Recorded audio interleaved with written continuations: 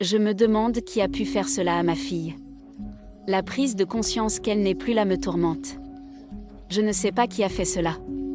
Ce n'est certainement pas un être humain, pour moi, il est un véritable animal.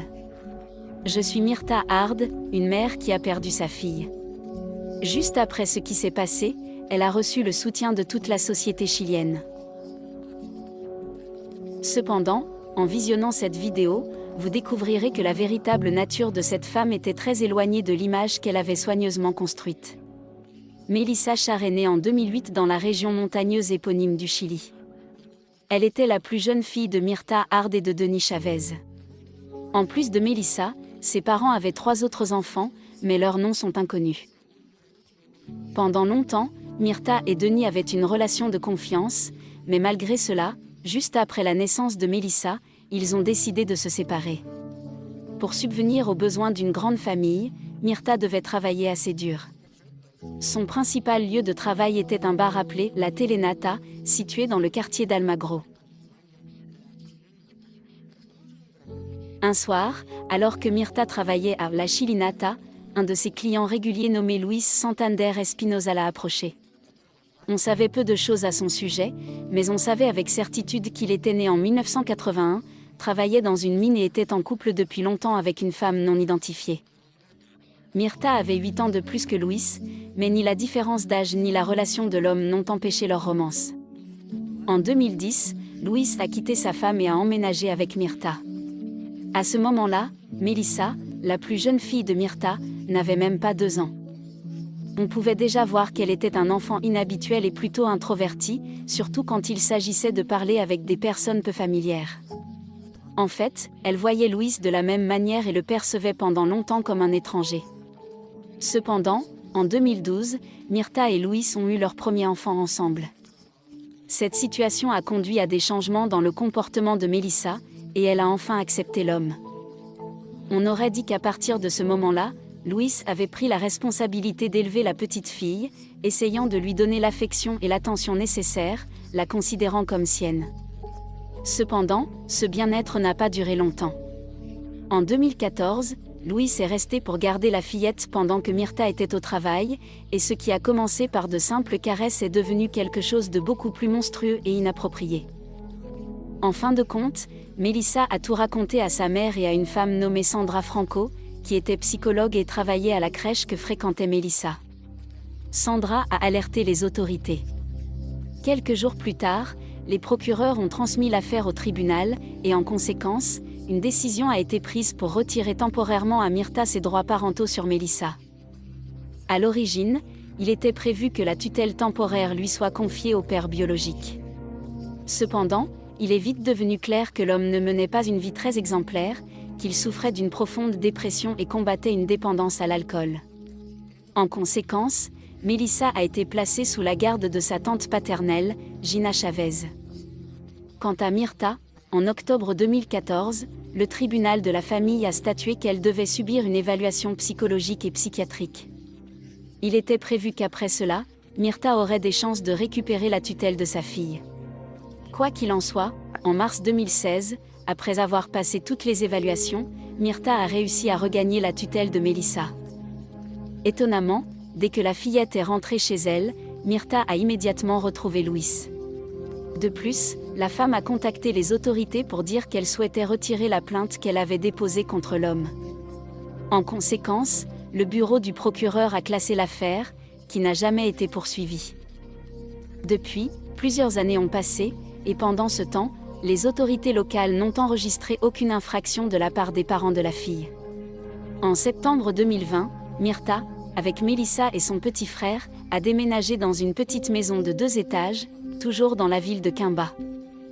Il semblait qu'il voulait repartir à zéro dans un environnement plus calme. Melissa, qui avait alors 12 ans, était entrée au collège, et selon Myrtha, en grandissant, la fillette était devenue beaucoup plus indépendante. Cependant, elle préférait toujours la solitude et passait longtemps dans sa chambre à écouter de la musique. Et voilà, quand il semblait que la vie de Melissa s'était améliorée, Luis a repris ses comportements inappropriés à son égard. Cette fois, Myrtha, la mère de la fille, a préféré faire comme si tout allait bien.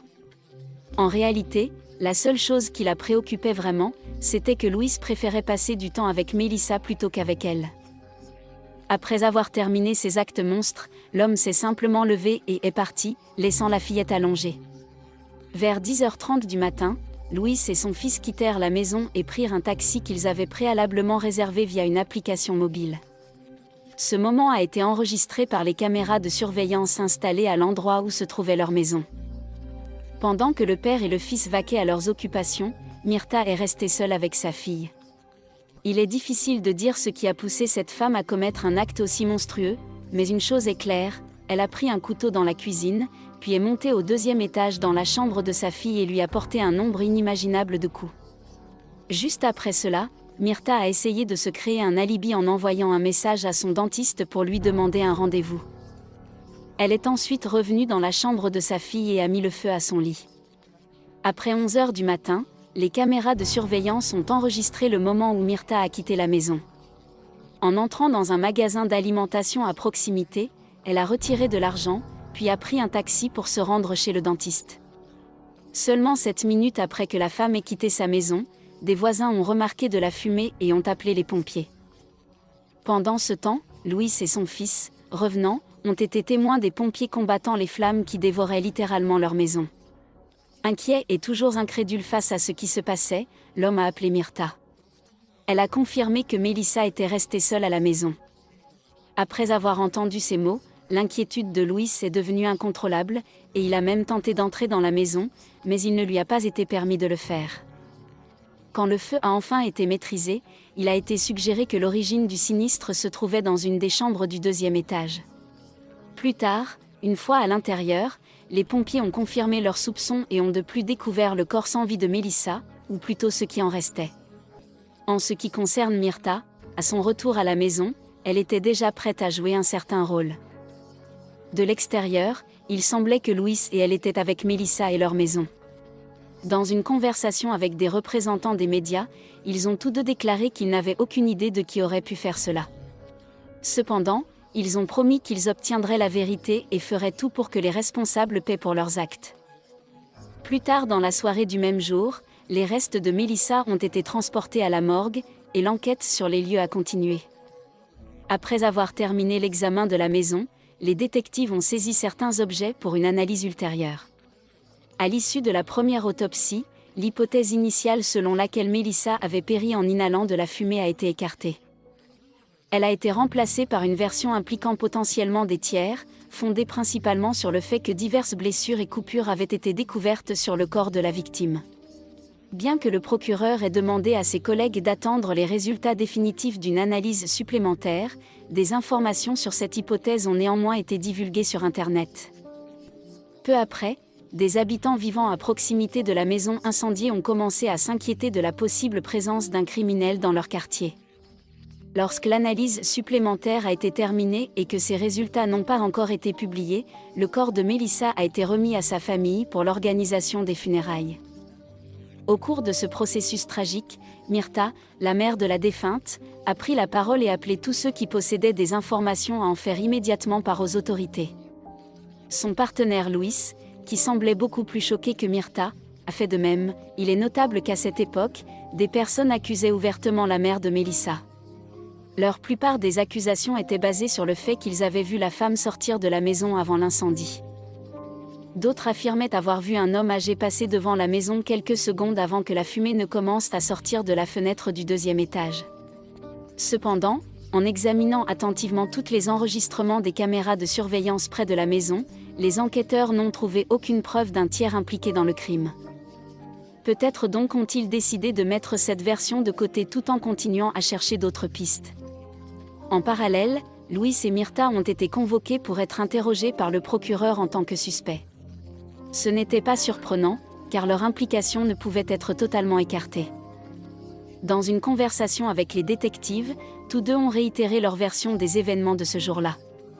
De plus, Louis et Myrta ont mis à la disposition des autorités leur téléphone portable. Peu de temps après, les résultats de l'analyse supplémentaire sont arrivés, et ils ont confirmé entièrement l'existence d'une attaque contre Melissa. Remarquablement, selon les experts, celle-ci n'était pas mortelle, et si la petite fille avait reçu de l'aide, elle aurait certainement survécu. Plus tard, les détectives en charge de l'affaire ont partagé des détails de l'enquête avec les médias. Ils ont indiqué que la victime avait subi un traumatisme crânien grave avant sa mort. De plus, 11 coupures avaient été trouvées sur son corps, et certaines marques caractéristiques indiquaient que des crimes contre l'intégrité sexuelle avaient été commis. Cependant, il n'a pas été possible d'obtenir un échantillon de matériel génétique du présumé criminel. Néanmoins, depuis ce moment-là, c'est Louis qui s'est retrouvé dans le collimateur du procureur. Pendant ce temps, l'analyse des objets saisis dans la maison a montré que des traces de l'ADN de Myrta et de Melissa étaient présentes. En particulier, cela concernait un couteau de cuisine, qui, semble-t-il, a été utilisé pour commettre le crime. Bien sûr, le fait que des traces d'ADN aient été trouvées n'indiquait rien d'anormal, car n'importe quel membre de la famille aurait théoriquement pu utiliser le couteau. Cependant, il ne s'agissait pas seulement de savoir à qui appartenait l'ADN trouvé sur le couteau, mais aussi des endroits où il avait été découvert. Selon les experts médico-légaux, le matériel génétique de Myrta était présent uniquement sur le manche du couteau, tandis que le matériel génétique de Melissa ne se trouvait que sur la lame. Étant donné que toutes ces preuves pointaient vers un seul et même individu, le 2 février 2021, Myrta a été arrêtée. Immédiatement après, le chef du département des homicides a convoqué une conférence de presse et a révélé tous les détails dont lui et ses collègues disposaient à ce moment-là. À l'issue des audiences préliminaires, des accusations de meurtre et d'incendie criminel ont été formulées contre Myrta. L'une des preuves secondaires a été une vidéo reconstituant la chronologie des événements, présentée par les représentants de l'accusation. On y voyait clairement combien le laps de temps entre le départ de Myrta de la maison et l'apparition de la fumée était court. Globalement, pour le procureur, tout semblait plus qu'évident. Selon la décision préliminaire du tribunal, la femme a été placée en détention pendant 180 jours. Pendant ce temps, le bureau du procureur devait encore élucider la nature de la relation entre Louis et la victime mineure. Cependant, pour cela, il était impératif que les autorités retrouvent l'homme qui, visiblement, avait pris conscience de sa situation précaire et s'était enfui. À peine quelques jours après l'arrestation de Myrta, diverses opérations de recherche de l'homme ont rendu des résultats, mais ce n'est que le 17 novembre 2021 que Louis a été arrêté. Immédiatement après son arrestation, il a été conduit au bureau du procureur, où il a été accusé de mauvais traitements répétés envers la mineure.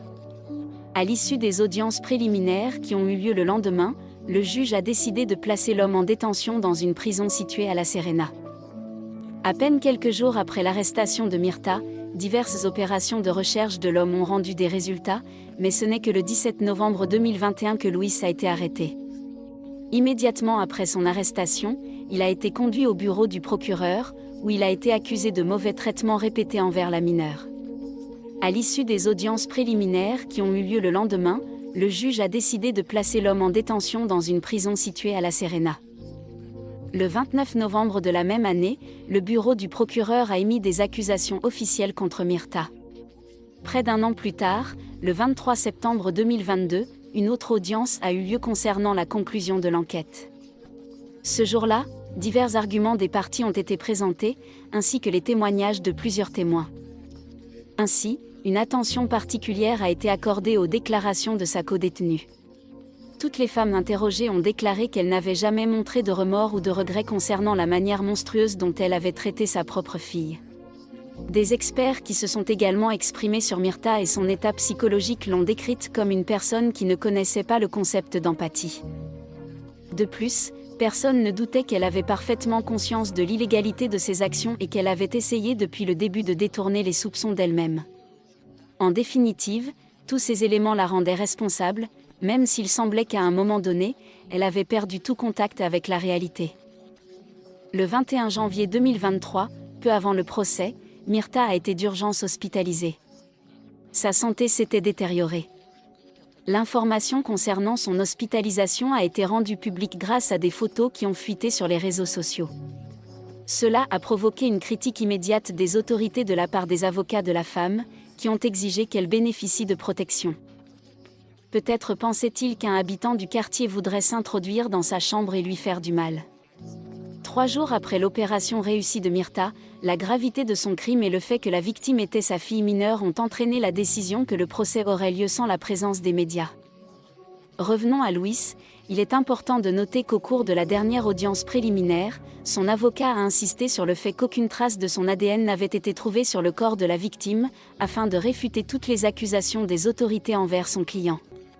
Dans une certaine mesure, il a réussi, le juge a finalement considéré que les preuves présentées par le procureur n'étaient pas suffisantes.